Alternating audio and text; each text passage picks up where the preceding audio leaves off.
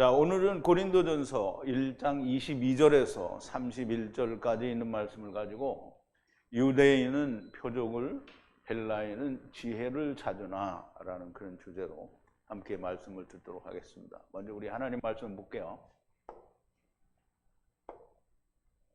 제가 한 절 읽고 여러분도 한 절 읽고 교독하겠습니다. 그리고 마지막 31절은 우리 함께 봉독합니다.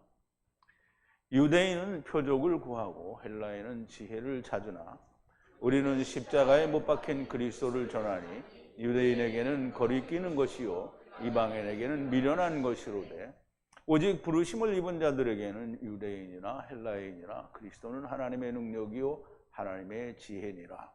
하나님의 미련한 것이 사람보다 지혜 있고 하나님의 약한 것이 사람보다 강하니라. 형제들아 너희를 부르심을 보라. 육체를 따라 지혜 있는 자가 많지 아니하며 능한 자가 많지 아니하며 문벌 좋은 자가 많지 아니하도다. 그러나 하나님께서 세상에 미련한 것들을 택하사 지혜 있는 자들을 부끄럽게 하시려고 세상에 약한 것들을 택하사 강한 것들을 부끄럽게 하려 하시며 하나님께서 세상에 천한 것들과 멸시받는 것들과 없는 것들을 택하사 있는 것들을 폐하려 하시나니 이는 아무 육체라도 하나님 앞에서 자랑하지 못하게 하려 하심이라. 너희는 하나님께로부터 나서 그리스도 예수 안에 있고 예수는 하나님께로서 나와서 우리에게 지혜와 의로움과 거룩함과 구속함이 되셨으니 기록된 바 자랑하는 자는 주 안에서 자랑하라 함과 같게 하려 함이라. 아멘. 우리 잠깐 기도하겠습니다. 전지전능하시고 또 사랑과 긍휼과 은혜가 풍성하신 우리 아버지 하나님 앞에 감사와 찬송과 영광을 돌립니다. 우리가 하나님의 말씀을 히브리어로 원어로 깊이 깨달으면 깨달을수록 하나님은 거짓말 하시지 않는 분이시요 하나님의 말씀은 잘못될 수가 없고 하나님의 말씀은 이루어지지 않는 적이 없다라고 하는 것을 우리가 더 깊이 깨닫게 됩니다. 하나님의 말씀을 깊이 깨달을수록 하나님은 정말 우리는 감히 상상할 수 없는 사랑과 은혜로 저희를 데리고 오셨다가 데리고 가신다라고 하는 그 하나님이신 것을 저희들이 더욱더 깊이 깨닫게 됩니다. 아버지 하나님, 이제 사도 바울을 통해서 고린도 교회를 향해서 또는 우리를 향해서 하시는 말씀을 우리가 깊이 깨닫고 야다하는 시간이 되기를 원합니다. 유대인들은 표적을 구하고 헬라인들, 이방인들은 지혜를 구한다고 하였습니다. 그러나 하나님께서는 미련한 자들도 약한 자들도 없는 자들을 택하셔서 지혜 있는 자들과 권세 있는 자들과 힘 있는 자들을 부끄럽게 하시려 하신다 하였습니다. 하나님의 십자가의 그 능력이 온전히 깨달아지고 야다되어질 때에 세상에 아무리 크고 놀라운 것들이라도 아무것도 보잘것이 없는 하잘것없는 무익한 것이라고 하는 것을 깨닫게 된다라고 하는 것을 설명하고 또 선포하고 있습니다. 우리가 이 말씀을 정말 우리의 심령 가운데 온전히 야다하는 자들이 다 되게 하여 주시옵소서. 예수님의 이름으로 기도하옵나이다. 아멘.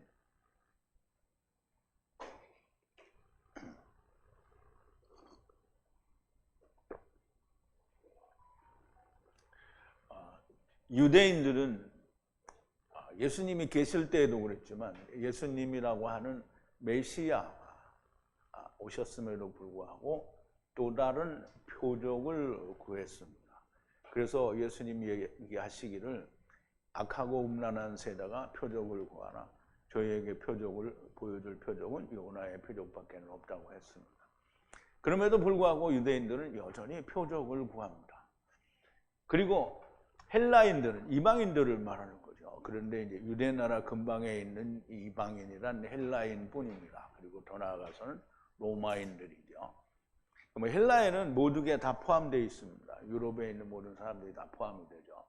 물론 아시아도 조금 포함이 됩니다. 헬라인들은 지혜를 구합니다. 이 세상 사람들은 전부 지혜를 구한다는 거예요. 그 지혜가 무슨 지혜냐면 자기들의 이제 오늘날은 그 지혜가 과학적인 그런 지혜도 있고 자기들이 어떻게 해서든지 모든 걸 이루어서 하나님과의 관계를 끊어보려고 하는 거예요. 뭐 의도적으로 끊어보려고 하는 것은 아니겠으나 물론 하나님이 있는 줄도 믿지 않으니까 의도적인 건 아니겠으나 이 세상 밖을 나가보려고 하는 것 자체가 하나님과의 관계를 끊으려 하는 겁니다. 그리고 헬라인들은 즉 그리스 사람들은 이 철학, 그리스도의 그 모든 것은 신화와 철학이라고 할 수 있는데요. 이 사람들이 원하는 것은 지혜입니다. 지혜. 즉 자기들이 판단할 수 없는 인생이란 삶의 근본적인 그 근원이 무엇이냐, 어디로 가느냐, 뭐 이런 모든 것들을 성경에 근거하지 않고 자기들이 지혜로 자기들의 연구한 학문으로 그것을 최고로 삼는 것이 그리스 철학입니다. 그래서 베드로가 아니죠. 사도 바울도 아덴에서, 즉 고린도 교회를 세우기 전에 바로 옆에 아덴에서 이 헬라 사람들과 논쟁이 일어났는데 그들의 논쟁이 이 사도 바울이 이야기하는 부활의 메시지를 인정하지 않고 조롱함으로 큰 이제 사도 바울에게 상처가 됐던 그런 적도 있습니다. 어쨌든 헬라인들은 지혜를 구해서 지혜가 충족되었을 때 모든 것이 완성된다라고 믿었습니다. 그래서 헬라인들은 지혜를 구합니다. 이방인들은 지혜를 구하고요.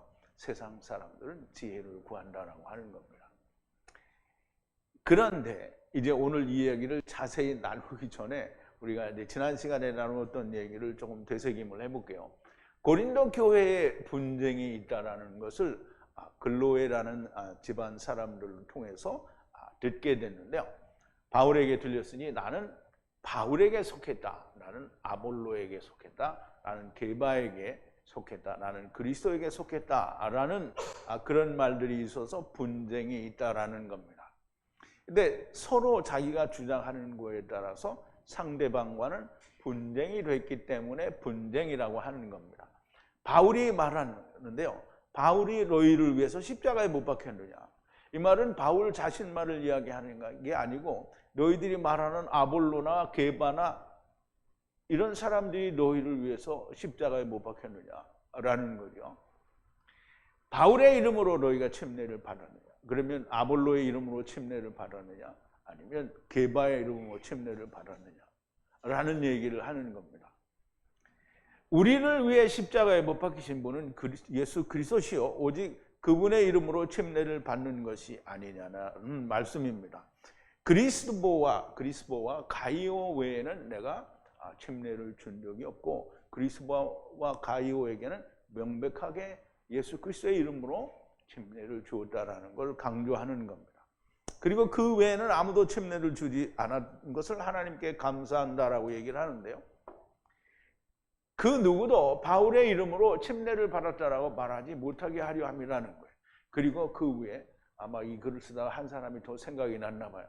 스데바나 집에 침례를 마지막으로 아무에게도 침례를 준 것을 기억하지 못하노라 라는 말을 하게 됩니다.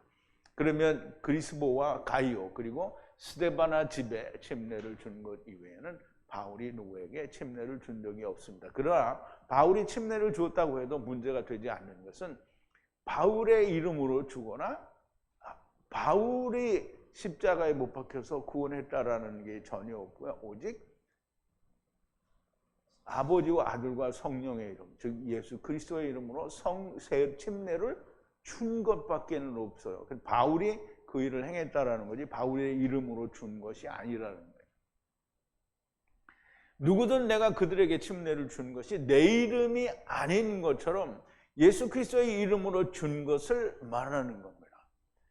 누구가 침례를 주더라도 오늘날 세상의 목사들도 이게 세례나 침례를 줄 때 자기 이름으로 안 해요. 근데 이제 고린도 교회는 이게 그 파가 생겼다는 거예요. 그래서 오늘날 세상의 교회에도 뭐라 그래요? 아, 내가 아무개 목사 파다 이렇게 안 하잖아요. 침례를 가지고 그렇게 말 안 한다는 말이에요.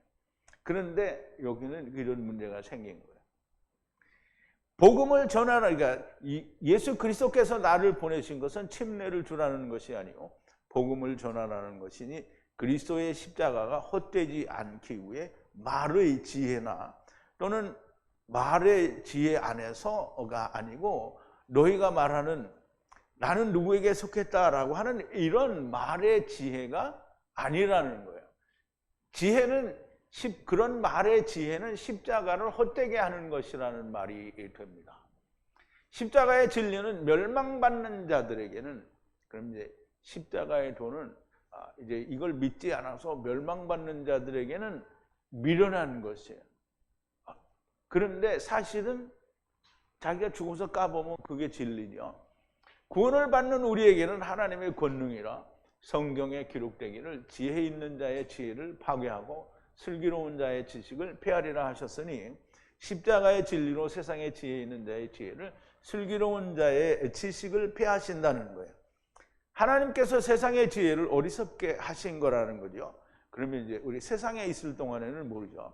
하나님의 지혜 안에서는 세상이 자기의 지혜로 하나님을 알지 못함으로 하나님에 의한 십자가의 진리를 전도라고 하는 미련한 방법으로 십자가의 진리를 믿는 자들을 구원하시기를 기뻐하셨다라고 그렇게 우리가 지난 시간에 배웠습니다. 사람의 지혜나 어떠한 방법으로도 구원을 얻을 수는 없습니다. 오직 십자가의 진리만의 구원의 길입니다. 그래서 우리가 땅에 있을 때는 전부 자기가 옳다고 주장을 하는데 일단 죽어서 까보면 차바가 나오게 되죠. 죽어서 까보면 자기들은 다 음부에 가 있고 믿는 자들은 십자가의 진리를 믿는 자들은 다 아브라함 품에 가 있는 거죠. 자, 이제 오늘 본문으로 들어와서 22절인데요. 유대인들은 표적을 구하고 헬라인들은 지혜를 찾으나 그랬어요. 우리 이제 본문을 좀 보죠.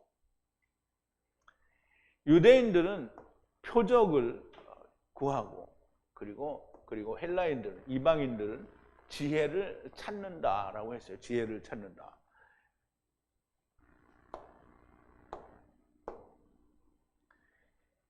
이게 어떻게 보면 표적을 구하고 지혜를 구한다. 이게 전부 뭐라고 했냐면 하나님이 나타내시는 표적이라는 단어를 썼고요. 지혜도 소피아라고 해서 학함 혹은 호쿠마라는 단어를 썼으니까 맞는 것처럼 보여줄 수 있습니다. 그런데 유대인들의 구하는 표적은 자기들의 원하는 표적입니다. 헬라인들도 자기의 원하는 지혜예요. 이게 자기가 말하는 지혜를 이제 하나님의 지혜인 것처럼 그렇게 이제 말을 하는 거죠. 인간과 세계에 대한 근본 원리와 삶의 본질을 끝없이 논쟁을 함으로 말미암아 어떤 지식의 최고의 경지에 도달하면 그것으로 만족을 삼는, 그래서 그 연구의 끝이라. 그런데 여전히 또 그들의 끝은 없어요. 철학의 끝은 없습니다. 왜냐하면 하나님을 만나면 모든 게 끝나는 건데 하나님을 만나지 못하기 때문에 끝이 없는 겁니다. 이것이 끝없는 연구와 논쟁만이 있는 것이 헬라인들의 지혜요 철학입니다. 이것이 영지주의와 아주 밀접한 연관이 있습니다. 자, 23절인데요. 우리는 십자가에 매달리신 그리스도를 전파하니 유대인들에게는 올감이요 헬라인들에게는 어리석은 것이니, 우리 한번 또 본문을 보죠. 그런데 우리는 전한다라는 거예요. 그리스도, 십자가에 못 박힌 그리스도를 전하니 유대인에게는 명확하게 올가미가 되고요. 걸려 넘어지는 것이 되고요. 헬라인에게는 미련한 어리석은 것이라는 거예요. 왜냐하면 유대인들에게는 자기가 원하는 게 안 주어지기 때문에 그렇고요. 헬라인들은 죽어버리니까, 그리고 다시 산다고 하는데 다시 사는 걸 자기들이 본 적이 없잖아요. 믿어지지 않으니까 어리석다라고 생각하는 거예요. 유대인들에게는 십자가는 올가미가 된다고 성경에 그렇게 기록이 되어 있습니다.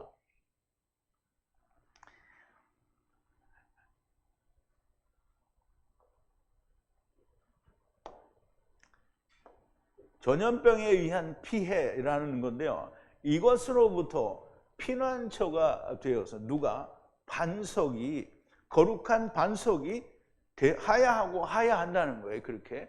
그런데 이 거룩한 반석이 이스라엘 두 집에는 걸리는 방해물 돌이 된다는 것이고요. 그리고 예루살렘에 거하는 자들에게는 덫이요 올가미가 된다는 거예요. 그러므로 예수 그리스도로 말미암아 유대인들은 다 넘어졌잖아요.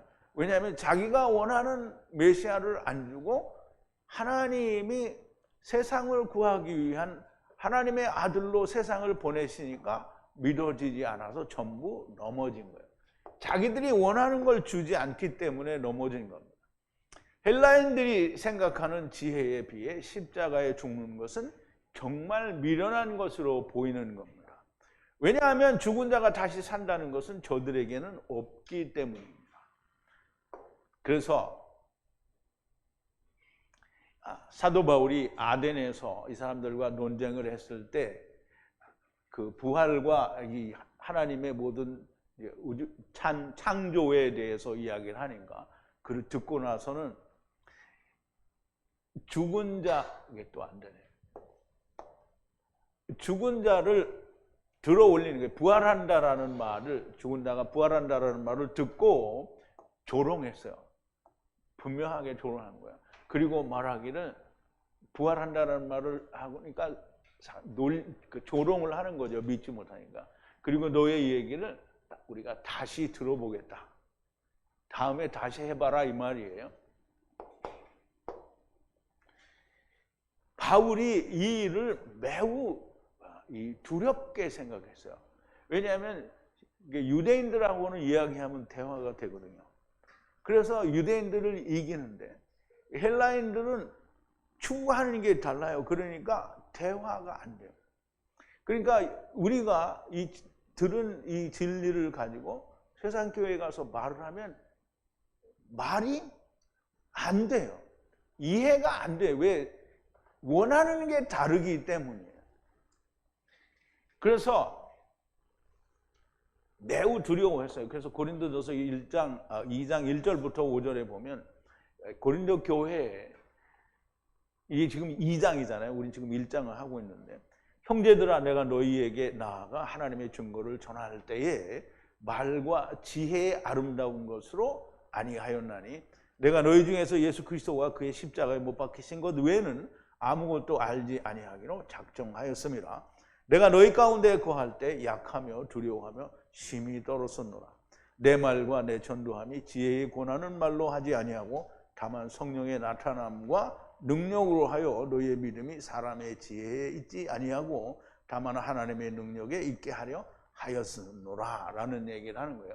그럼 이제 아덴에서 바울이 부딪힌 벽을 느끼기 때문에 다시는 그렇게 헬라인들과 같이 지혜를 나누는 그따위 식으로 하지 않고 오직 십자가의 도를 성령님의 역사에 의해서 나타나기만을 기다린다는 거예요. 그렇게 해서 너희들에게도 이렇게 전했다라는 얘기를 하는 거죠. 자, 이 얘기는 내일 이제 2장을 하게 될 때 또 나오게 됩니다. 자, 24절인데요. 그 부르시는 자들을, 그들 유대인과 헬라인 둘 다에게 그리스도는 하나님의 권능이요 하나님의 지혜니라.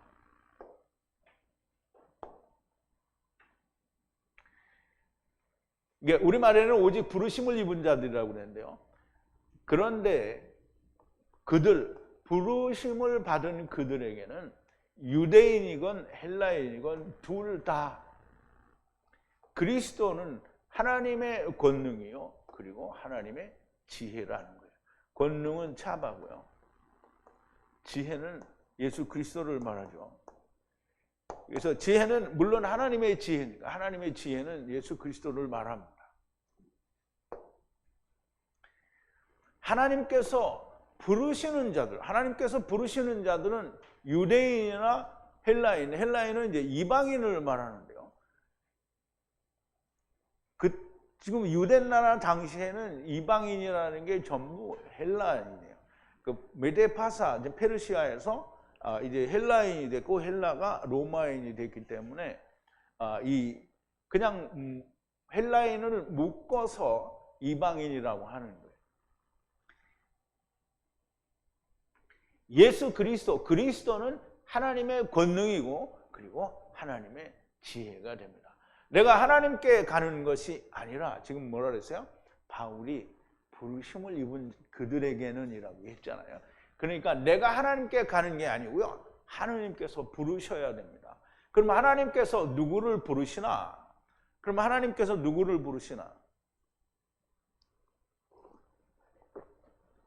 바울의 경우에는 약간 다르죠. 그런데 우리가 일반적으로 하나님께서 부르시는 사람은 세상이 허무한 자예요. 이스라엘이 애굽에 있었을 때 고통스럽고 괴로웠던 것처럼 세상이 고통스럽고 괴로워야 됩니다. 내가 사업이 망해서 고통스럽고 괴로운 게 아니고요. 코스모스라고 하는 이 세상에 온 것 자체가 괴로워야 돼요. 그러므로 예수님이 말씀하신 대로 육은 무익하다라는 걸 깨닫게 될 때 하나님이 부르십니다. 자, 25절인데요. 하나님의 어리석음이 사람의 지혜고요. 하나님의 약함이 사람의 강함이다. 물론 이제 조금 의미가 다른데요. 하나님의 미련한 것이 사람보다 지혜가 있다 이렇게 했어요. 그리고 하나님의 약한 것이 사람보다 강하니라. 근데 직역을 하면 조금은 느낌이 달라요. 하나님의 어리석음이 인간의 지혜라는 거예요. 그러면 하나님이 미련하다는 게 인간의 현명한 것 같다라는 거죠. 그리고 하나님의 약함이 사람에겐 강한 거다는 거예요. 하나님이 약하다고 해도 사람에게는 강하다라는 거고요. 또 하나님이 어리석다고 하더라도 사람의 지혜라는 거예요. 그게 사람의 지혜보다 낫다는 거죠. 이것은 직역인데 이제 번역과 같은 의미를 가졌다라고 해도 사실상 잘못된 건 아닙니다. 그런데 또 다른 의미로는 사람들의 보기에는 하나님이 미련하시다는 것이 꼭 인간에게는 지혜가 되는 거고요. 그리고 사람이 보기에는 하나님은 힘이 없고 약하게 보이는 것이 곧 사람에게는 참된 강함이 된다는 거예요. 그러니까 십자가에 못 박혀 죽고 다시 살았는지 안 살았는지는 거짓말처럼 다 풍문으로 들려오니까 이게 그냥 죽어버린 거 아니냐. 그럼 십자가에 몇 칼 없이 죽으니까 약하게 보이는 거예요. 그러나 사실은 그게 생명이죠. 그리고 맨날 핍박을 받고 죽으니까 이게 미련해 보인단 말이죠. 그런데 다시 살아나니까 지혜가 있는 거죠. 자, 이제 사람의 눈에 하나님의 진리는 미련하고 약한 것처럼 보이나 실은 그것이 지혜요 생명이라는 말씀을 하는 겁니다. 자, 26절인데 형제들아 너희의 부르심을 보라. 육체를 따라서 지혜 있는 자가 많지 않고 능한 자가 많지 않고 귀한 신분이 많지 않다라고 얘기를 하는데요. 이제 보세요. 형제들아 너희의 부르심을 보라 그랬어요.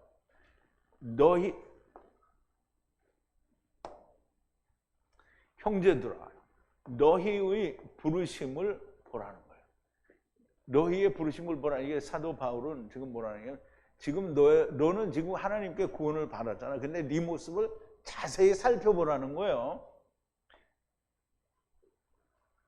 지혜 있는 자가 많지 않다는 거예요. 지혜 있는 자가 너희를 생각해보라. 지혜 있는 자가 많지 않다는 거예요. 사실은 예수를 믿으니까 지혜가 있는 자죠. 그런데 육신을 따라서는 너희가 지혜 있는 자가 없다는 거예요. 그리고 육신을 따라서는 능한 자가 많지 않다는 거예요. 그리고 귀한 신분이 많지 않다는 거예요. 근데 사실 보세요.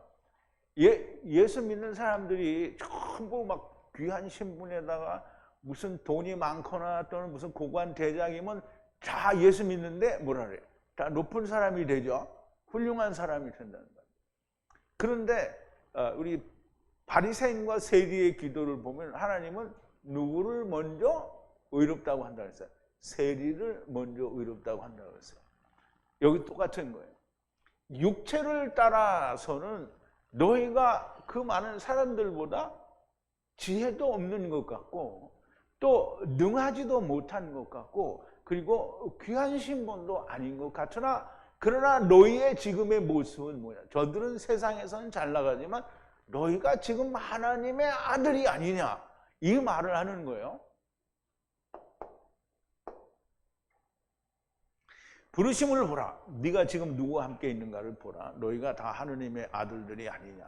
이 세상 그 어느 것과도 바꿀 수 있는 것이 아니라 그러나 너희는 육체를 따라서는 육체를 자랑하는 자들에 비하여는 지혜 있는 자가 많지 않고 육체를 자랑하는 자들에 비하여 능한 자가 많지 않고 귀한 신분을 가진 자가 많지 않다. 그런데 지금 너희가 누구의 아들이며 누구의 아내에 있는 것이냐? 저희가 미련하다는 것으로 약하다고 하는 것으로 너희의 어리석음과 약함이 너희를 생명의 근원이신 하나님의 아들이 된 것이 아니냐라는 말을 하는 거예요. 그러므로 지금 사도 바울이 앞에서 이야기한 그리고 앞으로 이야기할 것에 대한 증거가 되는 거죠. 자, 27절인데요. 하나님께서 세상이 어리석다는 자를 택하사 지혜 있는 자를 부끄럽게 하시고 세상의 약한 자를 택하사 강한 자를 부끄럽게 하시려고 라고 했는데요.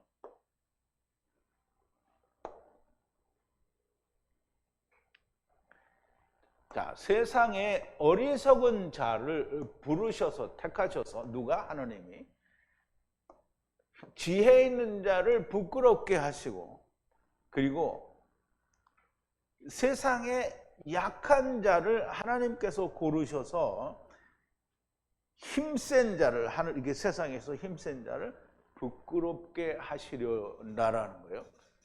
그러면 하나님이 의도적으로 그러는 게 아니라 세상에서는 이거 예수님이 세상에 오셨을 때 유대인들이 어떻게 했어요? 자기는 자기의 강함을 나타낸 거잖아요. 나는 이렇게 율법을 잘 지켜서 내가 이렇게 의롭습니다. 자기를 강하다라고 나타낸 거잖아요. 그러면 이제 바리새인들이 주님 앞에 나타나서 항상 하는 얘기가 뭐야? 내가 율법을 이렇게 잘 지켰다. 나는 뚱땡이다 라고 하는 거잖아요. 나는 바라 됐다. 바라가 뭐라 그랬어요? 뚱땡이다 라는 거죠. 나는 이렇게 뚱땡이다. 뚱땡이라 했더니 예수님이 여기서 거들떠도 안 봤잖아요. 하나님이 그 거들떠도 안 보는 거예요. 누구를 보는 거예요? 허무한 자, 미련한 자, 약한 자. 세상에서는 내가 이룰 수 있는 게 없다라고 하는 자를 돌아보시는 거예요. 그러므로 강한 자들이 어떻게 해요? 부끄럽게 된 거죠. 그래서 이제 우리가 어디서 부끄럽게 돼요? 부자와 거지 나사로가 둘이 다 죽었어요. 하나는 아브라함 품에, 부자는 음부에 갔단 말이죠. 그래 음부에서 아버지 아브라함이요, 나사로의 손가락에 물을 적셔서 내 혀를 좀 시원하게 해달라라고 얘기를 하죠. 그러면 벌써 부자는 어떻게 된 거예요? 부끄럽게 됐죠? 부끄럽게 된 거예요. 이렇게 부끄럽게 된다는 거지 세상에서 예수 믿는 사람들이 세상의 힘센 자들을 부끄럽게 하는 게 아니에요. 아버지 앞에 가면 그들은 부끄러운 자들이 되는 거예요. 세상에서는 자기들이 잘 나가는 사람처럼 된 거죠. 세상의 모든 지혜 있는 자들과 강한 자들은 하나님을 믿지 않아요. 세상의 모든 신학에 놀라운 경지를 이룬 신학 박사가 한 2개, 무슨 신학 박사도 몇 개 받아요. 무슨 주제를 뭐 성령으로도 받고 또는 뭐로도 받고 그래서 박사학위를 몇 개씩 받. 내가 아는 분은 그 이제 침례교단에서 박사학위를 세상 것까지 합쳐서 5개를 받은 분이 있어요. 근데 그분이 이 종말론 책도 쓰고 그분이 세상에서 말하는 바로는 이제 학문에는 정말 높은 경지에 이른 분이에요. 그리고 또 세상의 과학과 철학 뭐 이런 모든 학문에서 높은 경지에 도달한 사람들은 하나님을 믿지 않아요. 그럼 이제 세상에 교회 다니는 무슨 목사님들이나 다 이런 분들이 무슨 소리냐, 우리가 예수님을 믿지 않냐. 근데 그건 자기들이 원하는 예수님이죠. 하야 세루하야를 모르잖아요. 그리고 케루브와 케루브 이거 모르잖아요. 씨 뿌리는 자가 누구고 거두는 자가 누군지 모르잖아요. 그러면 미가엘은 누군지 가브리엘은 누군지 모르잖아요. 그럼 세라핌이 누군지 모르잖아요. 모르죠? 여러분도 모르니까 그거는. 모른단 말이에요. 이게 다 모르는데 하나님을 믿는다. 이제 안 믿는 거예요. 그러면 과학과 철학을 하는 사람들이 다, 이 철학자 중에 우리나라에 유명한 사람이 무슨 올이라는 사람이 있잖아요. 땡올 이렇게 하는 사람들. 이 사람이 뭐 인터넷에 보면 뭐 요한복음을 다 자기가 강해를 하고 별짓을 다 하는데 하나님을 우습게 보는 사람이에요. 세상 학문을 하는 사람은 하나님을 믿지 않아요. 하나님을 믿는다라는 말은 하나님의 전지전능하심 앞에서는 그냥 꼬꾸라지는 게 하나님을 믿고 경외하는 거예요. 세상에서 강한 자들, 모든 권력을 가진 세상의 왕들은 하나님을 믿지 않아요. 그러나 너희들의 모습을 보라. 하나님께서는 이런 자들을 택하시고 부르사 스스로 지혜 있고 강하다는 자들을 부끄럽게 하신다라는 거예요. 언제? 조금 아까 얘기했죠. 하느님을 알게 될 때. 그러면 이제 부자는 하나님을 알게 어디서 됐어요? 음부에서 됐죠. 그런데 하느님을 세상에 있을 때 알게 된 사람의 대표 주자가 누구예요? 바울이에요. 바울. 사도 바울이에요. 그 바울이 주님을 알고 나서는 얼마나 창피했겠어요. 그러니까 자기는 죄인 중에 괴수라고 하는 거잖아요. 그러니까 부끄러운 거예요. 너무 부끄러운 거예요. 바울처럼 주님을 만나지 못하면 음부에 가서 부끄럽게 되는 겁니다. 음부에 가서 부끄럽게 되지 말고 세상에 있을 때 하나님의 음성이 들리는 사람이 많이 나오기를 바랍니다. 그런데 아마 우리 153 성회를 통해서 여기 있는 사람을 제외하고는 유튜브를 듣고 음성이 들린다 이런 사람들은 아마 나오지 않을 것 같아요. 자, 28절인데요. 하나님께서 세상에 천한 것들과 멸시받는 것들과 없는 자들을 택하셔서 있는 자들을 폐하시려 하시나니 그랬어요. 그리고 세상에 천한 자들이에요. 천한 자들. 그리고 멸시받는 자들을 하느님이 택하셔서 그리고 없는 자들을 잊지 않는 자들이잖아요. 그럼 잊지 않는 자들이 없는 자들이에요. 없는 자들을 택하셔요.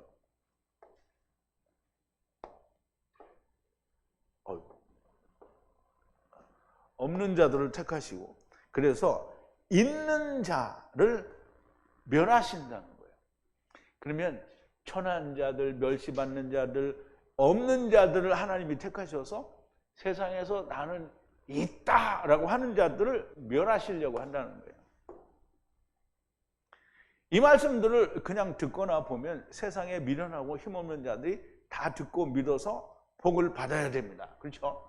하나님이 미련하고 멸시받는 자들을 택하셔서 힘센 자들, 강한 자들을 어떻게 멸하신다라고 했으니까 세상에 없는 정말 우리가 볼 때 노숙자들이나 뭐 없는 이런 사람들이 다 믿어야 되잖아요. 그런데 안 믿어요. 사실은 세상을 천하게 여기고 쓸데없는 그리고 부질없는 것이라고 믿는 사람들을 말하는 거예요. 그냥 우리가 볼 때 저 사람은 정말 세상에서 멸시를 받는다. 물론 이제 그런 의미도 없는 건 아니에요. 그런데 세상에서 멸시를 받음으로 인하여 자기가 세상에 있는 것이 허망하고 이 세상은 이룰 것이 없는 거다라는 걸 깨달으면 너무 좋겠죠. 그런데 그렇지 못한 구석이 너무 많은 거예요.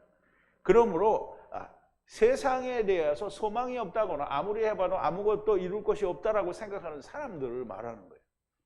주님이 말씀하셨어요. 살리는 것은 영이니 육은 무익하다. 그러면 내가 멸시받는다라고 하는 것은 주님의 말씀을 인하여 세상은 허무한 거고 세상은 이룰 것이 아무것도 없다라고 보는 사람들이 멸시를 받잖아요. 조금 전에도 얘기했잖아요. 사도 바울이. 십자가의 도가, 십자가의 진리가 유대인들에게는 걸리는 것이요, 거치는 것이요, 헬라인들에게는 뭐라고요? 어리석은 거예요. 근데 그 어리석은 것이 힘센 자들을 어떻게 멸한다라는 거예요. 유대인들처럼 자기의 의를 구하는 자나 헬라인들처럼 자기 스스로 삶과 죽음 곧 인생의 본질에 대하여 수많은 토론과 논쟁을 통해 자기를 만든 자들은 아무 의미가 없다라는 겁니다. 이런 자들을 세상은 허무한 것이라고 믿는 자들을 통해서 폐하시려 한다라는 겁니다. 자, 29절인데요. 모든 육체는 하나님의 앞에서 자랑할 것이 없다라고 했는데요.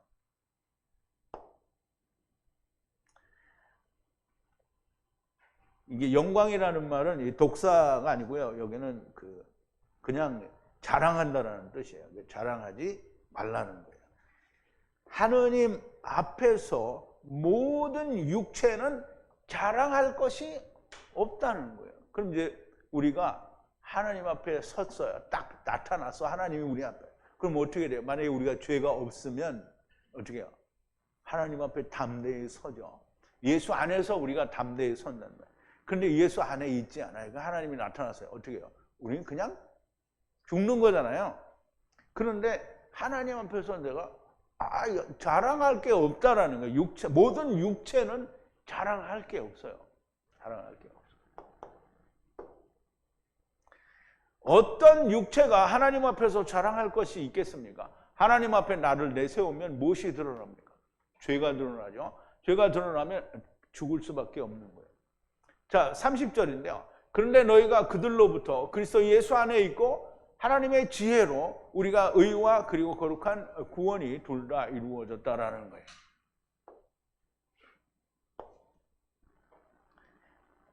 그런데 너희가 그들로부터 멸망받을 자였던 거기에서부터 그리스도 예수 안에 지금 있고 그리고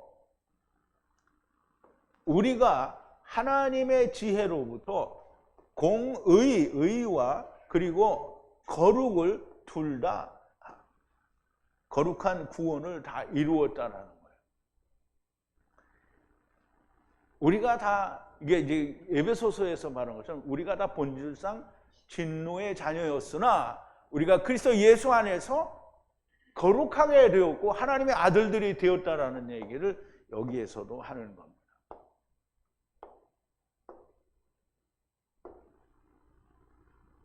너희가 그들로부터 너희가 바로 그런 세상 사람들과 같은 자들이었는데 그들로부터 지금 그리스도 안에 있고 하나님의 지혜로 의와 거룩과 구원을 둘 다 이루었다라는 말입니다. 자, 31절인데요. 마지막 절인데 기록된 바 자랑하는 자는 주 안에서 자랑하라 함과 같으니라 그랬어요.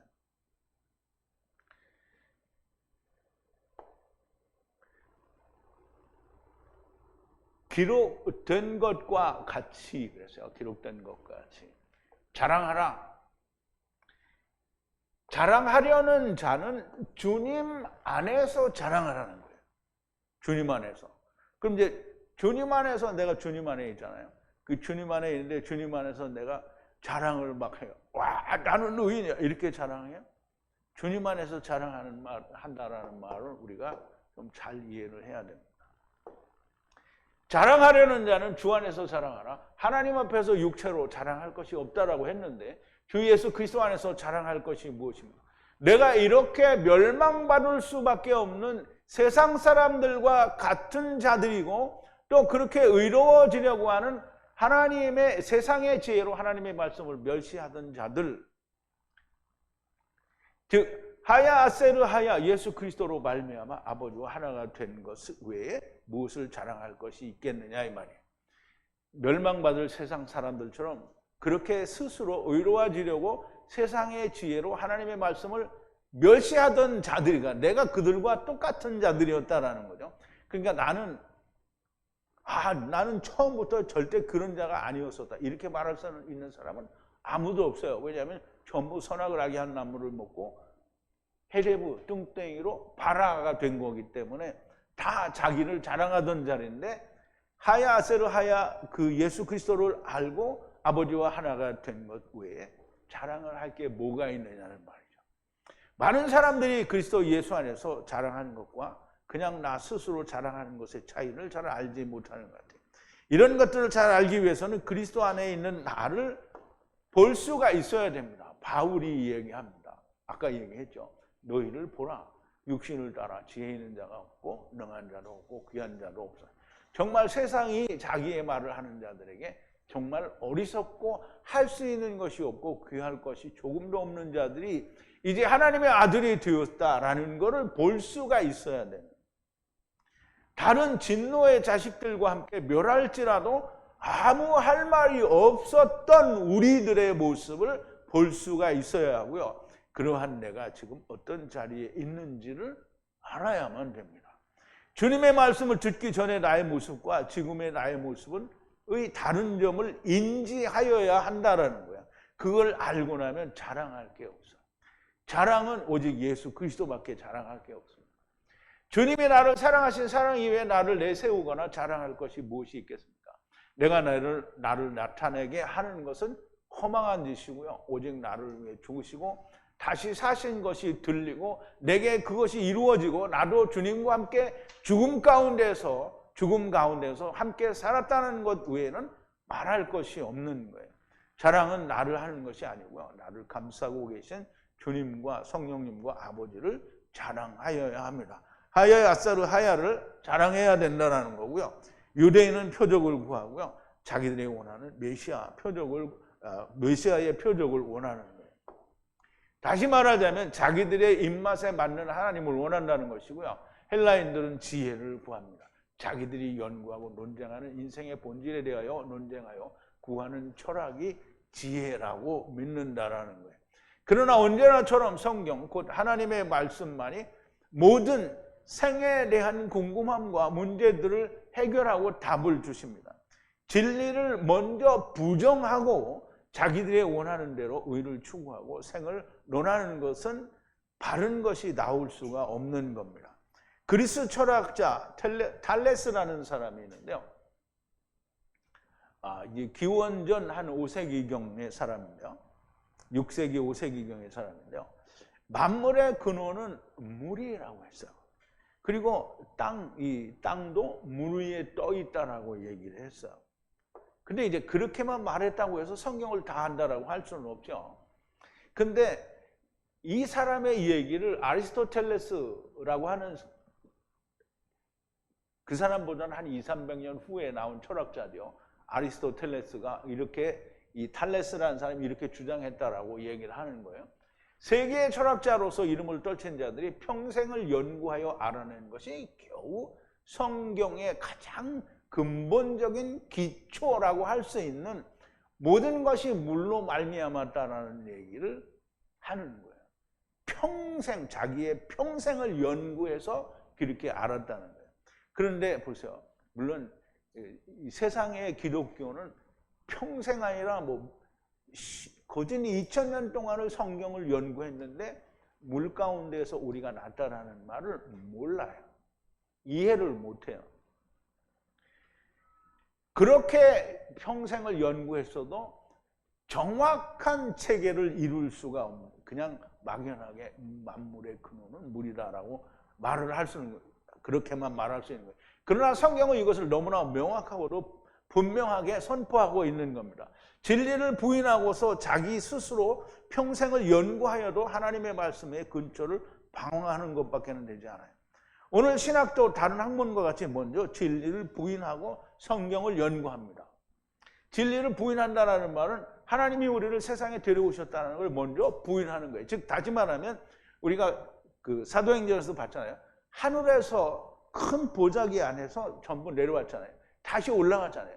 그러면 모든 피조물들이 하늘에서부터 내려왔다라는 얘기를 하시는 거잖아요. 그런데 부인합니다. 옛날에는 신학이 학문의 꽃이다라는 그런 얘기를 이제 많이 했어요. 물론 그래서 자기들이 얘기했겠죠. 근데 지금은 또 뭐라냐면 신학은 학문이 아니라는 거예요. 그럼 학문이 아니라고 말하는 그 전제 조건은 깔려있는 배경이 뭐냐면 신학은 성스러운 거다. 즉 하나님의 말씀과 같다. 이런 의도가 있는 거겠죠. 그러면 신학이 학문이 아니라면 이름을 바꿔야 됩니다. 뭐라고 바꾸냐. 이제 신학이라는 말을 이렇게 쓰는데요. 신은 하나님 신자예요. 그러면 이건 배울 학자잖아요. 그러면 신을 배우는 학문이죠. 그런데 신을 연구하는 학문이라는 뜻인데요. 신학을 하나님의 말씀이 아니라고 하려면 그러면 성경이라고 해야 돼요.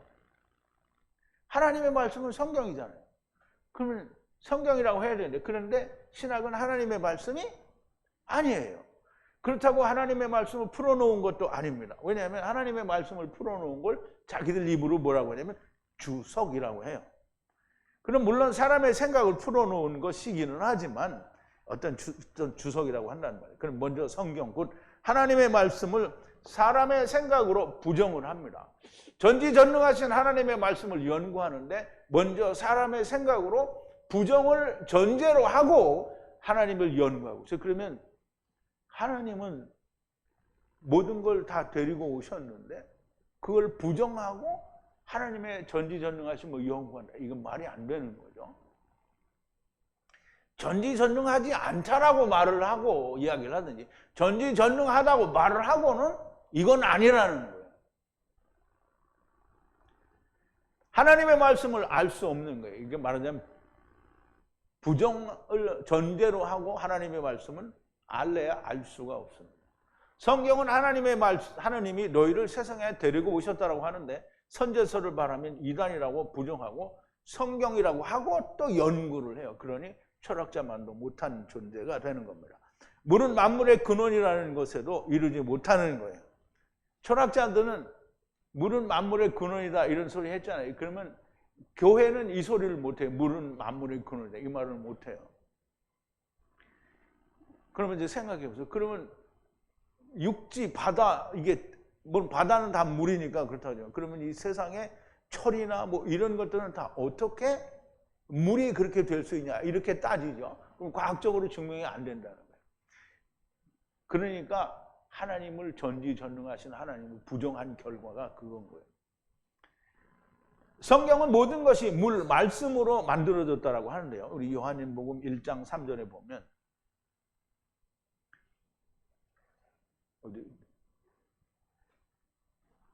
태초에 말씀이 계시니라. 이 말씀이 하나님과 함께 계셨으니 이 말씀은 곧 하나님이시라. 이제 말씀은 사람들이 말씀이 그냥 소리인 줄 또 글인 줄로 말해요. 말씀은 물입니다. 물. 그가 태초에 하나님과 함께 계셨고 물이 하나님과 함께 계셨다. 만물이 그로 말미암아 지은 바 되었으니 물로 말미암아 지은 바 되었으니 지은 것이 하나도 물이 없이는 된 것이 없다. 그럼 이제 소리 없이는 된 것이 없다. 이렇게 이해를 하고 있으면 꽝인 겁니다. 태초에 발화하신 것은 흑암의 물덩어리였다. 우리가 창세기 1장을 좀 바르게 이해를 해야 됩니다. 자, 1절부터 10절까지를 보는데요. 태초에 하나님이 천지를 창조하시니라. 이건 발화하시니라 그랬어요. 이 발화한다라는 말은 살이 쪘다, 뚱뚱하다라는 의미가 있다라고 했어요. 그래서 그냥 발화는 차단했다라는 의미도 있지만 차단을 하는데 어떻게 차단을 했냐면 뚱땡이로 차단을 한 거라는 거예요. 그러면 하나님이 태초에 천지라고 하는데 하늘과 땅을 발화하시니라. 그런데 이 땅은 우리가 살고 있는 이 땅을 말하지 않고요. 땅이 혼돈하고 공허하며 흑암이 깊음 위에 있고 그래서 깊음은 태홈이죠. 태홈. 깊음은 태홈이에요. 태홈. 태홈은 깊은 물이에요. 깊은 물. 그럼 심면이라고 할 수 있고요. 그러면 땅이라고 하는 이 땅 에레츠는 큰, 그러니까 코스모스라고 하는 세상을 담고 있는 큰 물덩어리를 말해요.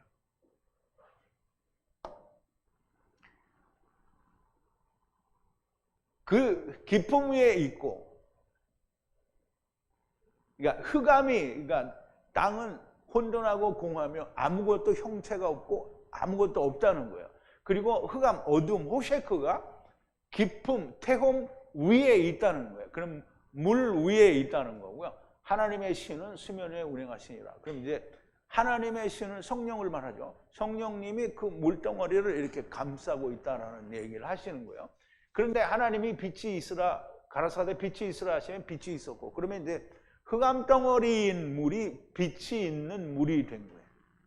그 빛이 하나님의 보시기에 좋았더라. 하나님의 빛과 어두움을 나누사 빛을 낮이라 칭하시고 어두움을 밤이라 칭하시니라. 저녁이 되면 아침이 되니 이는 첫째 날이라 그랬어요. 그러면 이제 물이, 제가 그 전에 창세기를 할 때 보여드렸죠. 물이 어떻게, 검은 물이 어떻게 됐어요? 푸른 물이 됐어요. 푸른 물이. 그러면 하나님이 가라사대 물 가운데, 그러면 이제 태홈이라고 하는 큰 물덩어리 가운데에 궁창이 있어 물과 물로 나누게 하리라. 그러면 이제 물과 물은 뭐예요? 궁창 위의 물과 아래 물로 나누게 한다라는 말이죠. 하나님이 궁창을 만드사 궁창 아래의 물과 궁창 위의 물로 나누게 하시니라. 그러므로 우리가 이 살고 있는 세상의 위에는 뭐가 있어요? 물이 있어요. 그리고 아래도 물이고요. 그대로 되니라. 그래서 하나님이 그 궁창을 뭐라고 했어요? 하늘이라고 했는데, 하늘은 뭐예요? 샤마임이에요. 그럼 이제 여기도 샤마임이 있고 여기도 샤마임이 있거든요. 그리고 저녁이 되면 아침이 되니 이런 둘째 날이니라. 하나님이 가라사대 천하의 물이, 궁창 아래의 물이 천하의, 하늘 아래의 물이 한 곳으로 모이고 묻히 드러나라 하시니, 그러면 물이 한쪽으로 모이고 물속에 있던 묻히 드러난 게 아니에요. 묻히 만들어짐으로 물이 한쪽으로 쏠려가게 된 거죠. 그러므로 물이 변하여 뭐가 된 거예요?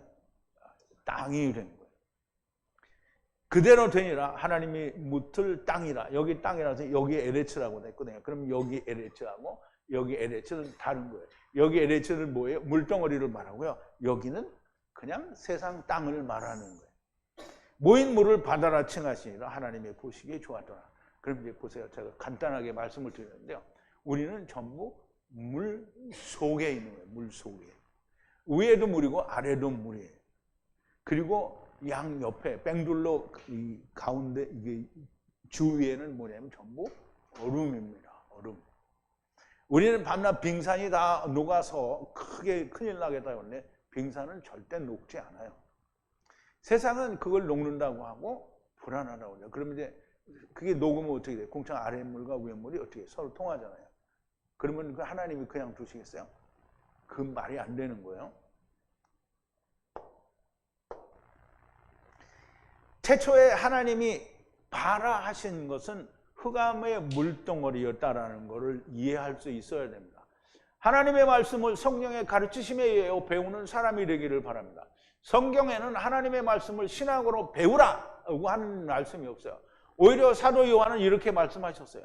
너희는 주께 받은 바 기름 부음이 너희 안에 거하나니 아무도 너희를 가르칠 필요가 없고 오직 그의 기름 부음이 모든 것을 너희에게 가르치며 또 참되고 거짓이 없으니 너희를 가르치신 그대로 주 안에 거하라. 주께 받은 바 기름 부음이 있어야 됩니다. 받은 성령이 없으니까 자꾸 다른 것을 의지하는 거예요. 성령을 받았어요. 성령이 나를 인도하시고 성령이 가르쳐 주시면 왜 세상 학문을 의지해요? 왜 주석을 의지할 필요가 있어요? 다른 사람의 신학자들의 의견을 물을 필요가 없어요. 성령님께 물어보면 되잖아요. 성령님께 물어보는데 대답을 안 해요. 성령님께 교통이 없으니까 대답을 안 하는 거죠. 성령님과 교통이 있으면 성령을 받은 사람은 성령님이 반드시 알려줍니다. 그럼 이제 너는 성령님이 가르쳐주냐? 그럼 성령님이 가르쳐줬으니까 이거 알지. 성령님이 안 가르쳐주면 어떻게 하냐? 그럼 성령님이 너 귀에다 대고 가르쳐주냐? 이런 무식한 소리를 하는 거예요. 성령님은 하나님의 말씀 안에 히브리어 원어 안에서 다 성경에 있는 것을 연결해 주시는 거예요.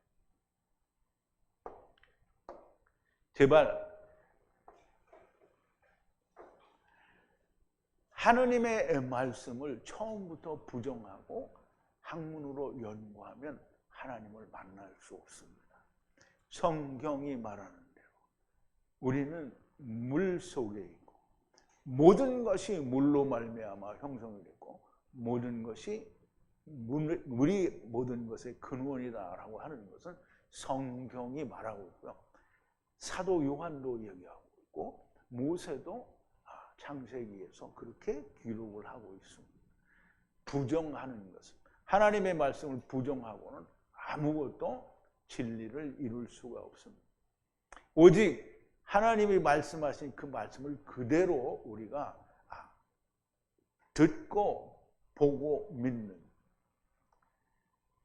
그런 들을 수 있는 자들이 정말 많이 나오게 되기를 바랍니다.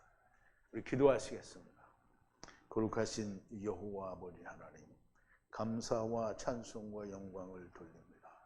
오늘 사도 바울을 통해서 우리에게 들려주신 그 음성들, 세상에 미련한 자들, 없는 자들, 멸시받고 천대받는 자들을 택하셔서 강하고 지혜 있는 자들, 있는 자들을 부끄럽게 하시고 멸하시려고 하는 이 놀라운 하나님의 진리의 말씀을 저희들이 오늘 하나님의 가르치심을 통하여 우리가 깊이 깨닫고 배우게 됩니다. 아버지 하나님, 많은 사람들이 믿지 않는다고 해서 하나님의 말씀이 사라지는 것도 멸하여지는 것도 아니고 오직 그리스도의 심판대 앞에서 모든 것이 판가름이 날 줄로 믿사오니 아버지여, 오직 진리를 전하시는 하나님의 참 진리의 말씀이 모든 사람들에게 은혜가 되고 구원이 되고 진리가 되고 생명이 되는 역사가 나타나게 하여 주시옵소서. 예수님의 이름으로 기도하옵나이다. 아멘.